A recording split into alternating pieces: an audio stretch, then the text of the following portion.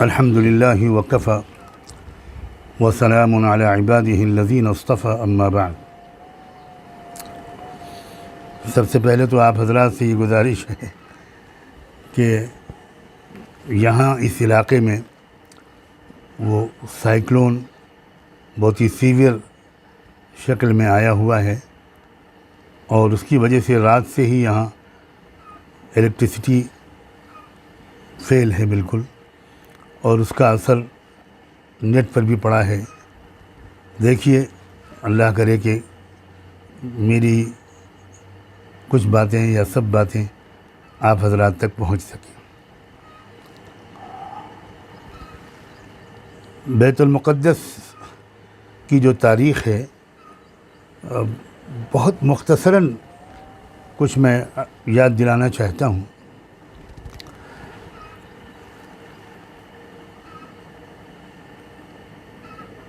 اسلام انسانیت کی ہمہ جہتی ہر پہلو سے ترقی کے لیے انسانیت کے شفیق پروردگار کی طرف سے اتارے گئے فطری اصولوں کا نام ہے، اور ایک مکمل تہذیب، ایک بہت ہی کمپلیٹ وے آف لائف اور ایک سویلائزیشن کی حیثیت سے انسانیت تک، انسانیت کے شفیق پروردگار کا وہ شفقت بھرا فطری پیغام سب سے پہلے جس ہستی نے پہنچایا تھا وہ تھے ابراہیم علیہ السلام۔ ان سے پہلے کے جو انبیاء علیہم السلام تھے، وہ گویا انسانیت کو تیار کر رہے تھے اس مکمل زندگی کا نظام لینے کے لیے، اور ابراہیم علیہ السلام کو بہت ہی سخت ترین مخالفت کا، دشمنی کا سامنا کرنا پڑا ملک عراق کے ایک ڈکٹیٹر کے ہاتھوں، یہاں تک کہ ان کو دہکتی ہوئی آگ کے الاؤ میں زندہ جلا دینے کے ارادے سے جھونک دیا گیا۔ مگر ہم سب جانتے ہیں اور یقین رکھتے ہیں کہ اللہ نے ان کو عجیب و غریب قدرت سے اس آگ سے صحیح سالم نکال دیا۔ اس کے بعد اللہ تعالیٰ نے ان کو اس ملک سے نکل کر سرزمین فلسطین میں جا کر بس جانے کا حکم دے دیا۔ اللہ تعالیٰ نے قرآن مجید میں سورہ انبیاء کی آیت نمبر 71 میں یہ واقعہ ان لفظوں میں بیان فرمایا ہے کہ وَنَجَّيْنَاهُ وَلُوطًا إِلَى الْأَرْضِ الَّتِي بَارَكْنَا فِيهَا لِلْعَالَمِينَ، کہ اللہ فرماتے ہیں کہ ہم نے ابراہیم کو اور ان کے بھتیجے لوط کو اس خطۂ زمیں میں بھیج دیا، ان ظالموں سے بچا کر، جس خطۂ زمیں میں ہم نے پوری دنیا کے لیے برکتیں رکھی ہوئی ہیں۔ یہ بہت اہم لفظ ہے، بس صرف نوٹ کر لیجئے اس کی اہمیت کو، کہ کتنے زمانے پہلے اس زمین کے بارے میں خدا نے یہ لفظ بولا کہ اس میں برکت ہے، اور وہ بے برکت علاقائی نہیں ہے، صرف للعالمین ہے، پوری دنیائے انسانیت کے لیے اس زمین کے اندر برکت کے اسباب ہیں۔ بہت کچھ اس برکت کے اسباب کی تشریح کے طور پر کہا جا سکتا ہے اور کہا جانا چاہیے، لیکن اس وقت میں اس تفصیل میں نہیں جا سکوں گا۔ اب یہ جو ابراہیم علیہ السلام کو عراق سے بھیجا گیا فلسطین، تو یوں سمجھیے کہ پہلا عالمی مرکز انسانیت کی تعلیم و تربیت کے لیے اور اس کو ایک شائستہ تہذیب و تمدن سکھانے کے لیے، یہ پہلا مرکز بنا، پہلا آباد مرکز بنا، پہلا ایکٹیو مرکز بنا۔ یہ ہے بیت المقدس کی ابتدا۔ اور یہ بھی میں ذکر کر دوں کہ یہی ابراہیم علیہ السلام ہیں کہ ان کے ایک بیٹے اسماعیل کے ذریعے سے مکہ مکرمہ میں ایک اور مرکز قائم ہوا، اور اللہ نے اپنی عجیب و غریب منصوبہ بندی اور پلاننگ کے تحت گویا اس دور میں 2 عالمی مرکز انسانیت کی تعلیم، تہذیب، ترقی کے لیے، رہنمائی کے لیے قائم کروائے، اور دونوں کے جو سربراہ تھے وہ حضرت ابراہیم علیہ السلام تھے۔ اور ایک بیٹے اسماعیل مکہ مکرمہ والے مرکز کے سربراہ بنے، اور دوسرے بیٹے اسحاق علیہ السلام یہ فلسطین و بیت المقدس والے مرکز کے نگراں، ذمہ دار، متولی، خادم، آپ جو چاہیں لفظ استعمال کریں۔ اور اس وقت سے بیت المقدس کی جو تاریخ ہے وہ اس طرح کی ہے کہ بہت عظیم علماء نے، جن کی بیت المقدس کی تاریخ پر بہت گہری نظر ہے، انہوں نے اس کے بارے میں ایسی اہم باتیں ارشاد فرمائی ہیں کہ میں یہ سمجھتا ہوں کہ اگر میں کم سے کم ایک عالم کا جو 2 صدی ہجری ہی میں گزرے ہیں، حضرت مقاتل ابن سلیمان، میں ان کا صرف ایک اقتباس پڑھ کر سناؤں، وہ تو عربی میں ہے، میں اس کا اگر ترجمہ کروں تو شاید وقت بچ جائے گا اقتباس سنانے کے بجائے۔ ان کا یہ کہنا ہے کہ کوئی ایک بالشت بھی سرزمین بیت المقدس میں ایسی جگہ نہیں ہے جس میں کہ کسی نہ کسی نبی نے اللہ کا ذکر نہ کیا ہو، نماز نہ ادا کی ہو۔ وہی جگہ ہے جہاں بہت سے انبیاء علیہ السلام، جن میں سے کچھ کا انہوں نے نام بھی لیا، انہوں نے انسانیت کی رہنمائی کا کام انجام دیا۔ حضرت زکریا علیہ السلام کا خاص طور پر ذکر کیا جاتا ہے، جن کا قرآن میں نام لے کر ذکر ہے۔ حضرت مریم، حضرت عیسیٰ علیہ السلام کی جو والدہ ماجدہ تھیں، عظیم خاتون، جن کو ایک مثالی آئیڈیل خاتون قرار دیا ہے قرآن نے تمام دنیا کی اچھی پاک دامن عورتوں کے لیے، وہ بھی وہیں پیدا ہوئیں۔ ان کے والد ماجد حضرت عمران، جو ایک بہت عظیم بزرگ شخصیت تھی، وہ بھی وہیں کے۔ حضرت مریم کے بیٹے حضرت عیسیٰ علیہ السلام، وہ بھی وہیں سے۔ عیسیٰ علیہ السلام کو آسمانوں پر اٹھایا گیا وہیں سے، اور بھی بہت سی چیزوں کا تذکرہ انہوں نے کیا ہے۔ یعنی ایک پوری تاریخ ہے، پوری مسلسل بیت المقدس کی ایک عجیب روحانی اہمیت ہے اور تأثیر ہے۔ میں قصداً 2 لفظ بول رہا ہوں، اہمیت اور تأثیر۔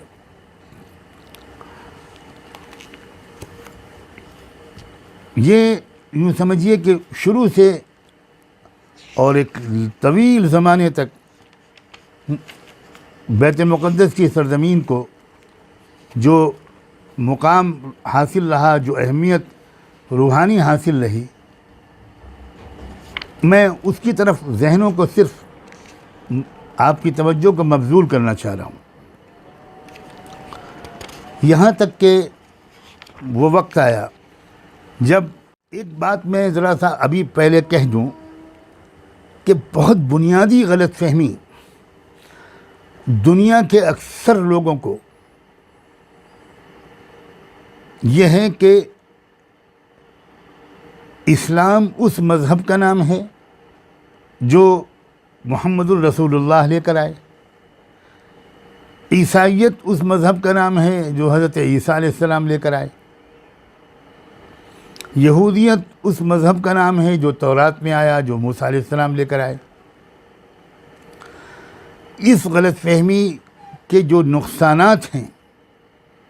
اور اس کے جو منفی اور نگیٹو اثرات ہیں، ان پر سچی بات یہ ہے کہ سینکڑوں گھنٹے گفتگو کی جائے تب بھی شاید تمام نقصانات کی وضاحت نہیں کی جا سکے گی۔ یہ دنیا کی قوموں کے درمیان جو جنگیں، لڑائیاں، دشمنیاں، عداوتیں اور بدامنیاں، یہ اس کی بہت بڑی وجہ یہی غلط فہمی ہے۔ اور افسوس یہ ہے کہ اس غلط فہمی کا شکار مسلمانوں کی بھی اچھی خاصی تعداد ہے۔ میں آج سب سے پہلے اس بات کو واضح کرنا چاہتا ہوں کہ اللہ کی طرف سے انسانوں کی ہر پہلو سے ترقی اور دنیا سے آخرت تک ان کی کامیابی کے لیے جو دین اتارا گیا وہ اسلام ہی ہے، اسلام ہی تھا۔ ہر نبی اسلام ہی لے کر آیا۔ ابراہیم علیہ السلام نے اپنی اولاد کے لیے اسلام کی دعا مانگی، اپنے لیے اسلام کی دعا مانگی، مسلمین لک، اللہ ہم کو مسلم بنا دیجیے، مجھے اور میری اولاد کو مسلم بنا دیجیے، وَمِن ذُرِّيَّتِنَا أُمَّةً مُسْلِمَةً لَكَ، اور اللہ ہماری نسلوں سے امت مسلمہ پیدا فرمائیے۔ دین کبھی الگ الگ ہو ہی نہیں سکتا۔ شریعتوں میں تھوڑا بہت فرق رہا ہے، تفصیلی احکام میں تھوڑا بہت فرق رہا ہے، زکوٰۃ کا نصاب کیا ہوگا یہ اس میں فرق ہو سکتا ہے، روزے کی ٹائمنگ کیا ہوگی اس میں کچھ فرق ہو سکتا ہے، لیکن دین جس چیز کا نام ہے، دین نام ہے بنیادی اصولوں کا، نیکی اور بدی کے جو بنیادی اصول ہیں ان کا نام ہے دین۔ اور یہ دین تمام انبیاء علیہ السلام ایک ہی دین لے کر آئے۔ تو بیت المقدس بھی اسلام کا مرکز تھا۔ تمام نبیوں کے زمانے میں جو بیت المقدس میں آئے، عیسیٰ علیہ السلام اسلام ہی کو لے کر آئے تھے، موسیٰ علیہ السلام اسلام ہی کو لے کر آئے تھے، حضرت سلیمان اور حضرت داؤد کا دین اسلام ہی تھا۔ اس کے ثبوت بہت موجود ہیں قرآن میں بھی اور تاریخ میں بھی، لیکن میں اب اس وقت کی کمی کی وجہ سے صرف یہ اشارہ کر سکتا ہوں کہ اس کے بہت ثبوت موجود ہیں۔ اللہ کرے کہ میں آئندہ آنے والے دنوں میں ایک سیریز لیکچرز کی اور گفتگوؤں کی آپ کی خدمت میں پیش کر سکوں، جس میں تسلسل کے ساتھ، ثبوتوں کے ساتھ، حوالوں کے ساتھ یہ بنیادی حقیقت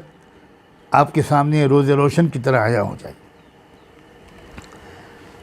میں درمیان کے بہت سے واقعات جن کا تعلق بیت المقدس سے ہے اور وہاں کیے جانے والے دعوتی اور اصلاحی کاموں کے سے ہے، کی تاریخ سے ہے، ان کو میں حذف کرتا ہوں وقت کی کمی کی وجہ سے، اور سیدھے پہنچتا ہوں اس دور کے تذکرے کی طرف جب کہ اسلام کو ایک پرفیکٹ شکل میں تمام ڈسٹورشن سے اس کو صاف کر کے، جو کمیاں زیادتیاں اسلام میں ہوتی رہیں مختلف زمانوں میں، ان سب کو الگ تھلگ کر کے پرفیکٹ شکل میں اور کمپلیٹ شکل میں قیامت تک کے لیے لے کر آئے آخری رسول النبی محمد الرسول اللہ۔ اور چونکہ وہ تمام دنیا کے لیے آئے تھے، بنو اسماعیل کے لیے بھی آئے تھے، بنو اسرائیل کے لیے بھی آئے تھے، اب اس کی کوئی ضرورت نہیں رہ گئی تھی کہ حضرت ابراہیم علیہ السلام کی اس نسل میں الگ نبی بھیجے جائیں جو بیت المقدس میں رہتی ہے، اور اس نسل کے لیے الگ نبی بھیجے جائیں جو مکے میں رہتی ہے، حجاز میں رہتی ہے، حضرت اسماعیل کی نسل میں سے ہے۔ تب اللہ تعالیٰ نے یہ فیصلہ فرمایا کہ اب ایک نبی کو بھیجا جائے جو ان ساری قوموں کا نبی ہو، قیامت تک کے لیے ایک نبی ساری انسانیت کو متحد کر دینے کے لیے۔ یہ تو اس وقت کی مجبوری تھی جب فاصلے کم تھے، فاصلے زیادہ تھے اور آنا جانا مشکل تھا انسانوں کا، اس وقت کی مجبوری تھی، اس لیے الگ الگ علاقے میں نبی اللہ تعالیٰ بھیجتے تھے اپنے بندوں پر ازراہ شفقت و رحمت۔ اب جب کہ وہ دور شروع ہو گیا جب کمیونیکیشن آسان ہو گیا اور دنیا ایک گلوبل ولیج میں تبدیل ہونے کے قریب تھی، تو اللہ نے بہتر سمجھا کہ ایک ہی جگہ پر ایک ہی نبی سب کو مخاطب کرنے والا ساری انسانیت کے لیے بھیج دیا جائے۔ یہ تھے محمد الرسول اللہ۔ اب مکہ مکرمہ میں جب تک آپ رہے تو آپ کا ایک عجیب ایٹیٹیوڈ رہا کہ جب آپ نماز پڑھتے تھے تو اس رخ پر کھڑے ہوتے تھے کہ مکہ بھی سامنے، کعبہ بھی سامنے ہو اور بیت المقدس بھی سامنے ہو۔ یہ مکے میں ہو سکتا تھا، اور یہ گویا آپ کی طرف سے ایک زبردست پازیٹیو سگنل تھا ان قوموں کے لیے جو حضرت عیسیٰ علیہ السلام یا حضرت موسیٰ علیہ السلام سے وابستگی رکھتی تھیں، اور وہ یہ حقیقت بھول گئی تھیں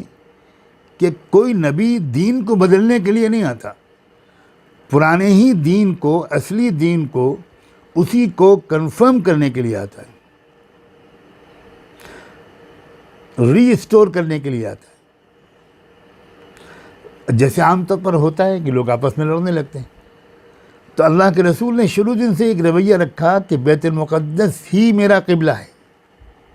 یعنی میں اسی سلسلے کی کڑی ہوں،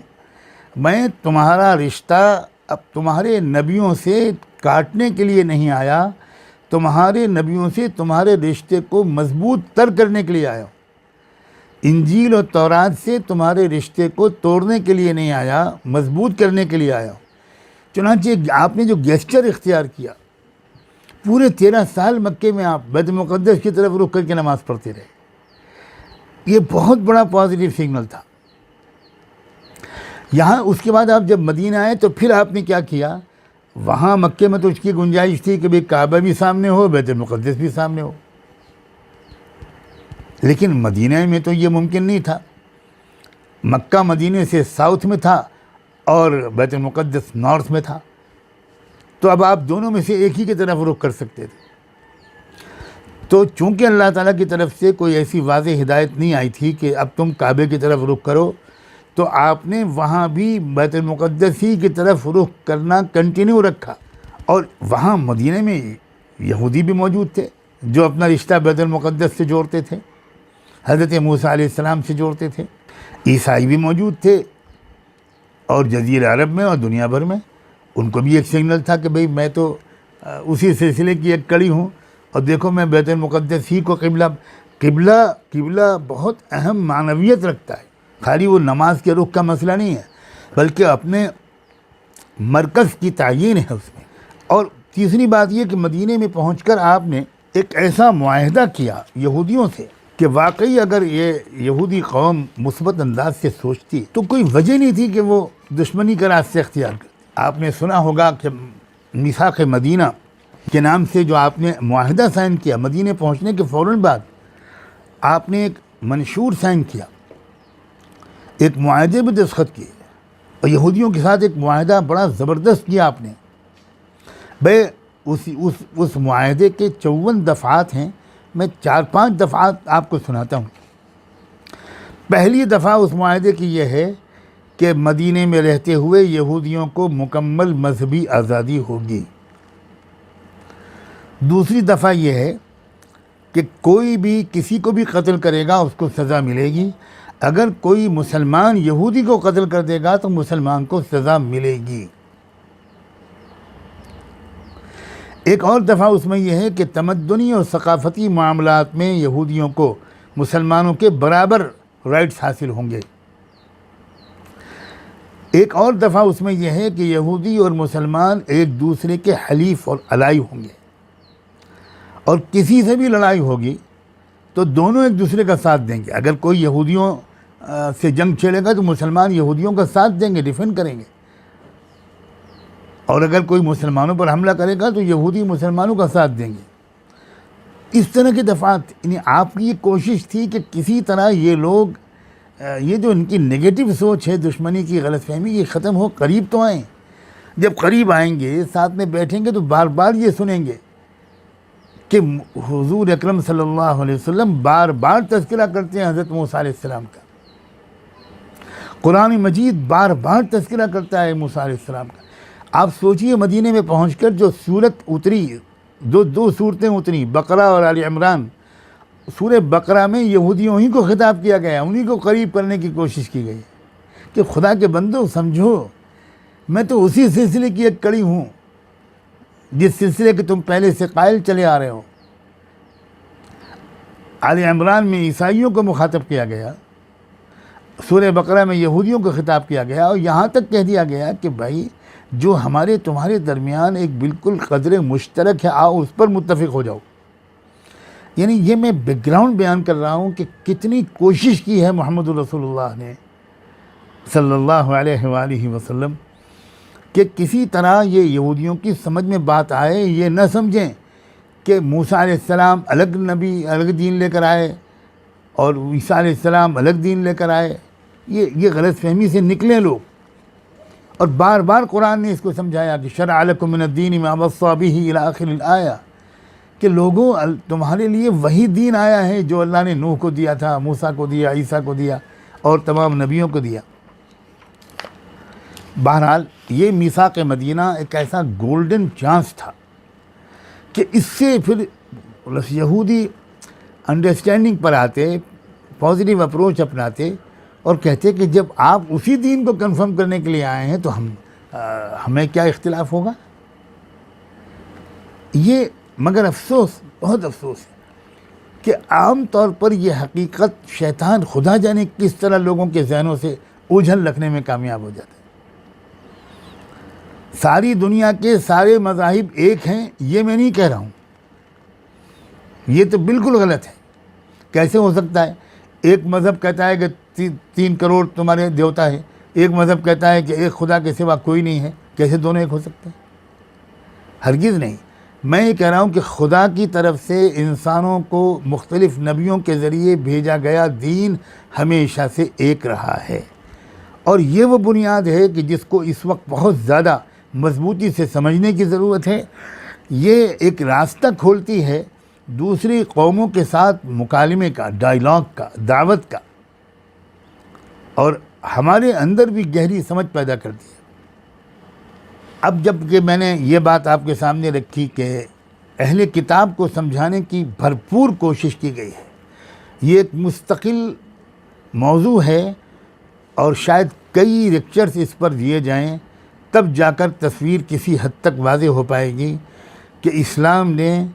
پچھلے نبیوں کی طرف اپنے کو منسوب کرنے والوں کو سچائی سمجھانے کے لیے کتنے پیار سے، کتنی محبت سے، کتنی معقولیت سے، کتنی نرمی سے، کتنی برداشت کے ساتھ ان کو سمجھانے کی کوشش کی۔ اب یہاں تک کہ افسوس یہ ہے کہ یہ ساری کوششوں کا جواب بہت ہی نگیٹو ملا، ایسا نگیٹو ملا کہ یہودیوں نے طے کر لیا کہ ایڑی چوٹی کا زور لگانا ہے محمد کی مخالفت میں۔ بڑا ان کا ایک کمانڈر، بہت بڑے لیڈر تھا یہودیوں کا، حی ابن اخطب، مدینے میں، تو ایک لمبا قصہ ہے۔ اس نے اور اس کے بھائی نے پوری تحقیق کر کے یہ اطمینان کر لینے کے بعد کہ محمد واقعی سچے رسول لگتے ہیں، یہ اطمینان کر لینے کے بعد، اور یہ وہی رسول ہیں جن کا ہماری کتابوں میں تذکرہ ہے، اس کے باوجود وہ جو ریسزم ہوتا ہے، نسلی عصبیت اور دشمنی، فرقہ پرستی، وہ بہت خطرناک چیز ہے۔ یہ جان لینے کے بعد بھی کہ محمد سچی باتیں کہہ رہے ہیں، یہ فیصلہ کر لیا کہ ہم کو تو مرتے دم تک دشمنی کا رویہ رکھنا ہے۔ اب وہ کیسا نامبارک لمحہ تھا کہ جس نے ایک پوری قوم کو بڑی بہترین نعمت سے محروم کر دیا۔ اب یہ اس کے بعد نہ صرف یہ ہوا بلکہ پھر وہ عیسائی طاقتوں نے، جو بہت بڑی رومن امپائر تھی، اس نے سازشیں شروع کیں مدینے کے خلاف، اہل اسلام کے خلاف، اور اللہ کے رسول صلی اللہ علیہ وسلم نے اپنی زندگی ہی میں تبوک تشریف لے جا کر ایک زبردست پیغام بھی دے دیا۔ جو گفتگویں ہوئیں ہیرکیولس کے دربار میں، وہ سب میں اس وقت ان کا تذکرہ نہیں کر پاؤں گا، کہ کہ کتنا یقین تھا اس رومن بادشاہ کو کہ محمد نبی برحق ہے. اس کے باوجود وہی پولیٹیکل مصلحتیں اور غرور، تکبر، ایروگینس، گھمنڈ، نسل پرستی، نسلی غرور، فیصلہ یہی کیا کہ ہم کو تو محمد کو کی مخالفت کرنی ہے. چنانچہ حضرت صدیق اکبر رضی اللہ عنہ نے اللہ کے رسول کی منشا کو اپنی آخری زندگی میں، حضور کی جو منشا تھی اور جو آپ کی توجہ تھی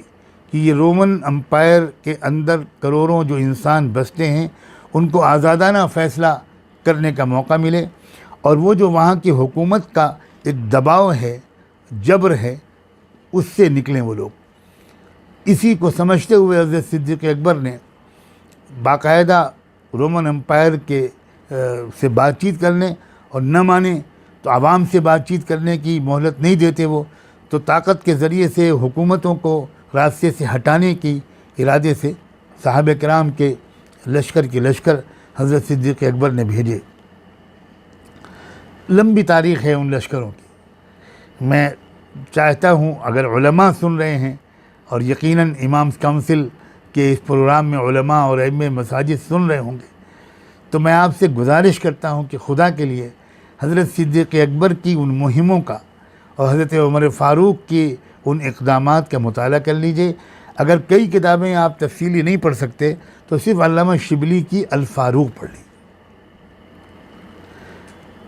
حضرت صدیق اکبر کے دور ہی میں جو ملک شام کے مختلف صوبے تھے، ان صوبوں میں الگ الگ صحابہ کرام کے ساتھ گویا لشکر گئے، اور بڑی کامیابیاں ان کو ملیں بڑی زبردست قربانیوں کے بعد. انہی صوبوں میں ایک صوبہ فلسطین بھی تھا. یہاں حضرت عمر فاروق کے زمانے میں گویا جس کی باری آئی. اب جب صحابہ کرام مختلف علاقوں کو فتح کر کے فلسطین پر پہنچے، بیت المقدس پر پہنچے، تو یہ عیسائیوں کا مرکز تھا. اور انہوں نے کیا کیا، پہلے تو اپنے کو قلعے میں بند کر لیا اور قلعے کے اندر سے مقابلہ کرنے کی کوشش کی. لیکن کچھ دن مقابلے کے بعد وہ یہ سمجھ گئے کہ ہم کر نہیں پائیں گے مقابلہ. انہوں نے اپنے پادریوں سے مشورے بھی کیے، بڑی لمبی اس کی دلچسپ تاریخ ہے. پادریوں نے مذہبی اور روحانی طور پر غور و فکر کر کے یہ مشورہ دیا کہ شکست یقینی ہے، وہ وقت آ گیا ہے، اس لیے اب آپ مسلمانوں کے ہاتھ بیت المقدس کو حوالے کر دیجئے. بس اتنا آپ کیجئے کہ آپ یہ اس پر اصرار کیجئے کہ مسلمانوں کے جو خلیفہ اور حکمراں ہیں امیر المؤمنین عمر فاروق، وہ خود مدینے سے آئیں اور ان کو بیت المقدس کی چابیاں دیجئے. اس لیے کہ یہ بیت المقدس یہ عام جگہ نہیں ہے. چنانچہ یہ پیغام جب حضرت عمر کو ملا، حضرت عمر نے مشورہ کیا اور سیدنا علی رضی اللہ تعالیٰ عنہ نے پرزور تائید کی، کہا کہ بالکل آپ کو جانا چاہیے، آپ ضرور تشریف لے جائیے. کچھ اور صحابہ کو تردد تھا، انہوں نے کہا کہ اب عیسائیوں کی طاقت ٹوٹ چکی ہے، اب ان کے مطالبے کو ماننے کی ضرورت نہیں ہے. لیکن حضرت علی کی رائے پر حضرت عمر نے فیصلہ فرمایا اور وہ خود تشریف لے گئے. کچھ مہاجرین اور کچھ انصار کی ایک جماعت آپ کے ساتھ تھی. کیسا عجیب سفر ہوا. کاش کے وقت ہوتا تو میں اس سفر کے راستے کے دو ایک مناظر جو مورخین نے درج کیے ہیں وہ بھی میں آپ کی خدمت میں پیش کرتا. اب جب وہاں پہنچے اور وہ گفتگو ہوئی تو آپ کو خاص طور پر یہ بات بتانا چاہتا ہوں، گفتگو کی اور تفصیلات کے بجائے، کہ جو معاہدہ ہوا، ایک معاہدہ باقاعدہ حضرت عمر نے لکھوایا، اور اللہ کا شکر ہے وہ معاہدہ تاریخ کی کتابوں میں بہت محفوظ ہے. اور بالکل کئی کتابوں کو کھنگالنے میں یہ بڑی خوشی ہوئی کہ ایک ہی ٹیکسٹ ہر جگہ ہے، متن کے الفاظ میں کوئی بھی تبدیلی نہیں. وہ معاہدے کا متن تھا بسم اللہ الرحمن الرحیم ھذا ما اعطى عبد اللہ امیر المؤمنین عمر امیر المؤمنین اہل ایلیا من الامان. یہ وہ امان ہے جو خدا کے بندے امیر المؤمنین عمر نے ایلیا یعنی بیت المقدس کے باشندوں کو دی ہے. یہ امان ان کی جان، مال، چرچ، گرجا، صلیب، تندرست اور بیمار اور ان کے تمام مذاہب والوں کے لیے ہے. یعنی اس امان کا جو دائرہ ہے ان کی سب کی جانیں محفوظ، سب کے مال محفوظ، سب کی عبادت گاہیں محفوظ، سب کے گرجا گھر محفوظ، سب کی صلیبیں محفوظ، اور سارے انسان محفوظ، جو تندرست ہیں وہ بھی محفوظ، جو بیمار ہیں وہ بھی محفوظ۔ اور آگے فرمایا وسائر ملتہا، اور ان کی قوم کے تمام افراد کو پوری طرح امان دیا جاتا ہے، اور صاف صاف یہ وعدہ کیا جاتا ہے، معاہدہ کیا جاتا ہے انہ لا تسکن کنائسہم، ان کے چرچوں گرجا گھروں میں کوئی بھی رہائش اختیار نہیں کرے گا، کوئی اس پر قبضہ نہیں کرے گا، ولا تہدم، اور وہ ڈیمالش بھی نہیں کیے جائیں گے، منہدم نہیں کیے جائیں گے، ولا ينقص منہا، ان میں کوئی کمی نہیں ہوگی، اور کسی طرح ان کا جو خیر ہے، یعنی ان کے جو خزانہ، جو آمدنی، جو کچھ بھی ہے وہ پوری طرح محفوظ رکھی جائے گی، انہی لوگوں کے استعمال میں آئے گی، اس پر کوئی قبضہ نہیں کیا جائے گا۔ اور ان کے گرجوں کی آمدنیوں، صلیبوں اور ان کے مال کو کوئی نقصان نہیں پہنچایا جائے گا، انہیں ان کے دین کے خلاف کسی اور دین کو اختیار کرنے پر مجبور نہیں کیا جائے گا، نہ کسی کو مضرت اور نقصان پہنچایا جائے گا ان کے ساتھ۔ یعنی بس ایک بات ہے کہ بیت المقدس میں کسی یہودی کو رہنے نہیں دیا جائے گا۔ آپ چونک رہے ہوں گے کہ بھئی یہ تو بڑا عجیب قسم کا قانون ہے، کاش کہ میرے پاس وقت ہوتا تو میں گفتگو سناتا۔ ہوا یہ تھا کہ عیسائی لوگوں نے، لیڈرشپ نے، عسکری لیڈرشپ نے، فوجی نے، مذہبی لیڈرشپ نے، پادریوں نے، سب لوگوں نے کہا تھا ایک شرط ہے صلح کی، کہ یہاں اس مقام پر کسی یہودی کو ٹھہرنے کی اجازت آپ نہیں دیں گے،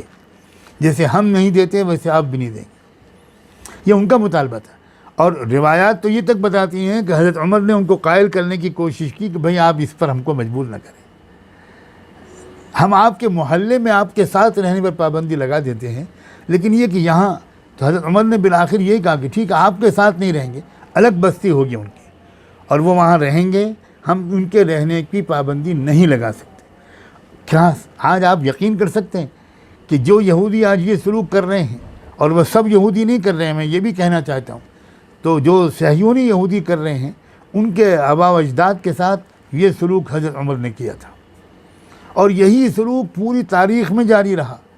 مجھے چونکہ اب بات کو ختم کرنا ہے، اصل بات تو کچھ اور ہی ہے جو میں کہنا چاہتا تھا، وہ بالکل صاف یہ ہے کہ یقین رکھیے اس بات کو کہ اسلام کے پورے دور میں، پوری تاریخ میں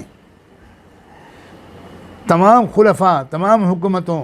خلافت راشدہ، بنو امیہ، بنو عباس، سلجوقیوں نے، عثمانیوں نے، سب نے حضرت عمر کے اسی وعدے کو نبھایا اور اسی پر عمل کیا۔ یہی طریقہ تھا، اور یہی پرامن طریقہ تھا، پوری دنیا میں کوئی جھگڑا نہیں ہو رہا تھا، سب آرام سے رہ رہے تھے، کبھی کوئی جنگ یہودیوں کے ساتھ نہیں ہوئی۔ لیکن افسوس کہ ایک شخص نے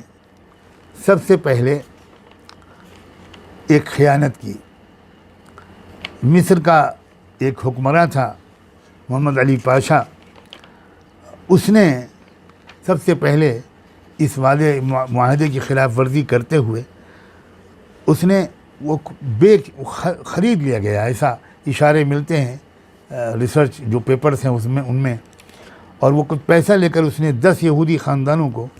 بیت المقدس میں رہنے کی اجازت دی، رہنے کی، آنے جانے کی نہیں، آنے جانے کی اجازت تو تھی، 1 مہینے تک رک سکتے تھے، اس سے زیادہ نہیں رک سکتے تھے، لیکن علی پاشا نے یہ پابندی ہٹا دی، اور یہی جڑ بنیاد ہے وہ 10 خاندان، اس ساری مصیبت اور فساد کے جو پوری آج تک چل رہا ہے۔ بہرحال اس کے بعد پھر ایک جو دور آئے، آپ ابھی مختلف مقررین سے سن چکے ہیں کہ کیا ہوا پھر اس کے بعد 18ویں صدی کے آخر میں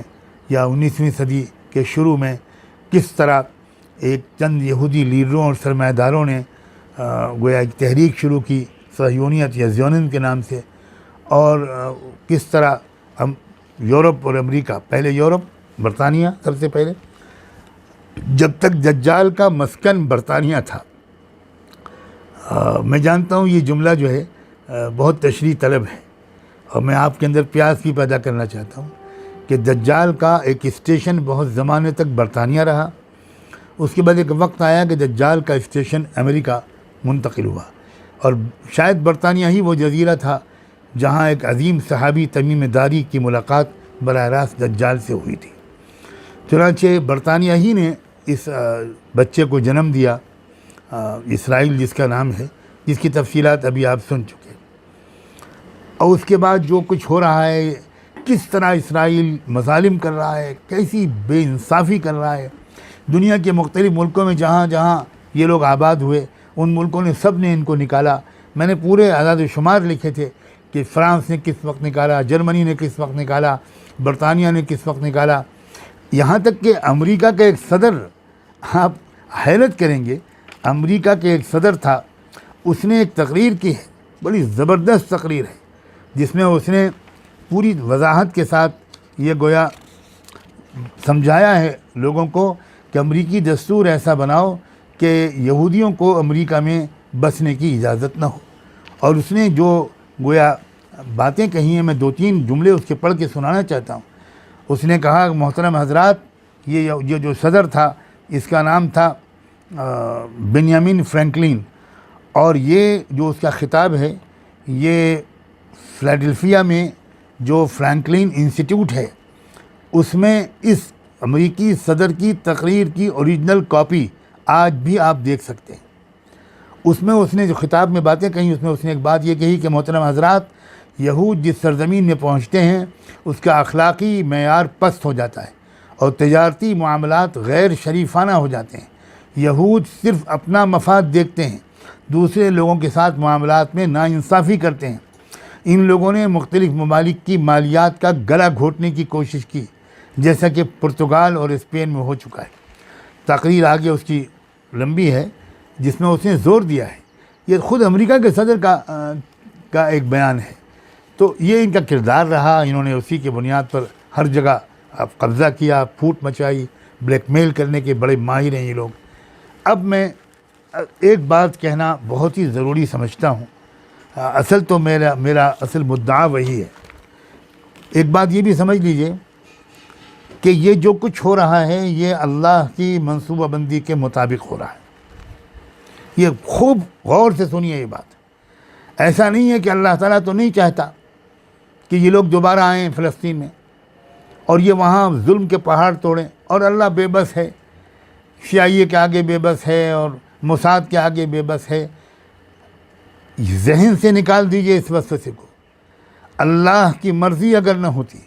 اور اللہ کا ایک خاص منصوبہ نہ ہوتا، ایک سیکرٹ پلان نہ ہوتا، تو کبھی ان کی کوششیں کامیاب نہیں ہو سکتی۔ ہاں، میں آپ کو بتانا چاہتا ہوں کہ اللہ تعالیٰ نے اس پلان کا اظہار قرآن میں کر دیا ہے۔ قرآن میں سب چیزیں موجود ہیں، ہم نے قرآن کو زندہ کتاب کی حیثیت سے سمجھنے کی کوشش ہی چھوڑ دی۔ میں صرف 2 آیتوں کی طرف اشارہ کرتا ہوں۔ اللہ تعالیٰ نے قرآن میں فرمایا وَحَرَامٌ عَلَىٰ قَرْيَةٍ أَهْلَكْنَاهَا أَنَّهُمْ لَا يَرْجِعُونَ حَتَّىٰ إِذَا فُتِحَتْ یأجوج ومأجوج۔ اس میں صاف اشارہ ہے کہ یہ قوم بیت المقدس کی طرف واپس نہیں آ پائے گی، ہمیشہ کے لیے نہیں۔ ایک وقت آئے گا جب یہ آئے گی واپس، اور وہ وقت وہ ہوگا جب یاجوج اور ماجوج نامی قومیں وہ گویا بندھن سے کھول دی جائیں گی اور پوری دنیا پر چھا جائیں گی۔ وہ یہ بات بالکل تحقیقی ہے، 100% یقینی ہے کہ یاجوج ماجوج یورپین اور امریکن نسلوں ہی کا نام ہے۔ یہی قومیں ہیں جنہوں نے گویا اس بچے کو بڑھایا، جوان کیا اور اس کو فلسطین میں لا کر بسایا۔ لیکن یہ بسایا اللہ کی پلاننگ کے تحت، اور اللہ کی پلاننگ یہ کیوں ہے؟ وہ یہ ہے کہ اللہ تعالیٰ نے فرمایا کہ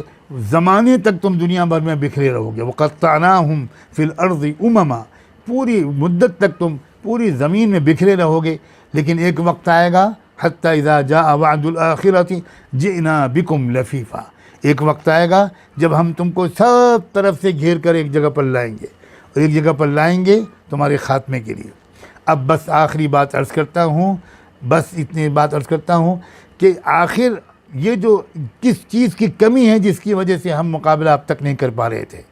وہ کمی یہ ہے کہ کوئی ایسی کیفیت ہمارے دلوں کے اندر سے نکل گئی تھی کہ کوئی مسئلہ ہمارے دل و دماغ پر اس طرح چھا جائے کہ ہم کو اس مسئلے کو حل کرنے اور اس وادی کو طے کرنے کے لیے زندگی کی بازی لگا دینا آسان ہو جائے، ہمارے لیے موت لذیذ تر ہو جائے زندگی کے مقابلے میں۔ جتنی فتوحات پہلے ہوئی ہیں، کامیابیاں ملی ہیں، وہ اسی جذبے کی وجہ سے ملی ہیں جو سب سے بڑی مصیبت ہے اس مادی مغربی تہذیب کے غلبے کے بعد سے ہمارے اندر شہوتوں خواہشات دنیا کے عیش و آرام کی محبت کے غلبے کے وجہ سے ہمارے اندر وہ چیزیں نکل گئیں۔ اب میں ایک امید کی بات کہنا چاہتا ہوں، حماس کے لوگ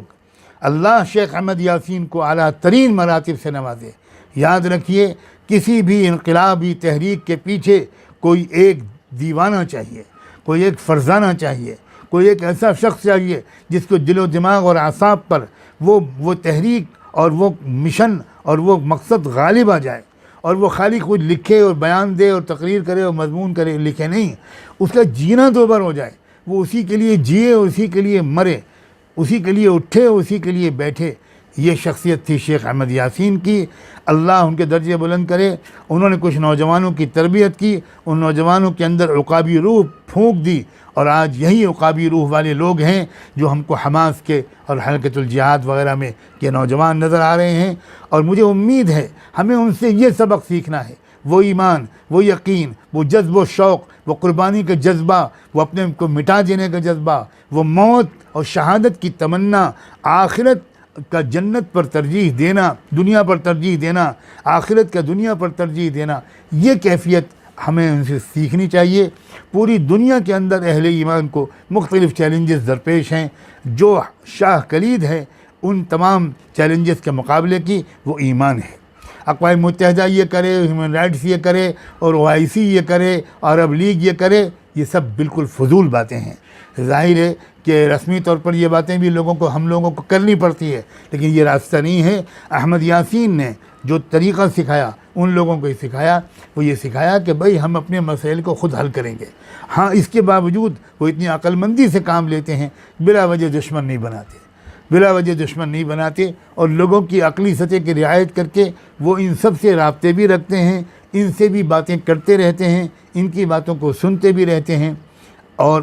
لیکن اپنا جو راستہ انہوں نے اپنایا ہے جد و جہد کا، جان و مال کی قربانی کا، اور موت کو گلے لگانے کا، میرا تو دل چاہتا ہے کیا اللہ مجھے کسی طرح وہاں پہنچائے، میں کسی طرح ان کی خدمت کروں، ان نوجوانوں کی قدم بوسی کروں۔ یہ سبق سیکھنا ہے ہمارے نوجوانوں کو، یہ سبق سیکھنا ہے ہمارے علماء اور ائمہ مساجد کو، یہ سبق سیکھنا ہے ہمارے نوجوان بیٹوں اور بیٹیوں کو۔